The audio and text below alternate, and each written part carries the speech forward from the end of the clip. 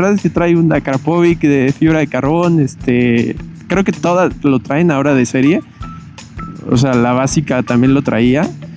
Y pues bueno, yo feliz. No tanto por cómo acelera, sino al momento de tú soltarle el acelerador, el escape suena un pop-up. Que voy a ver si se escucha. Les digo, no sé ni cómo está sonando el audio. Yo espero que bien. Pero eso a mí la verdad es que ha sido algo que me ha encantado.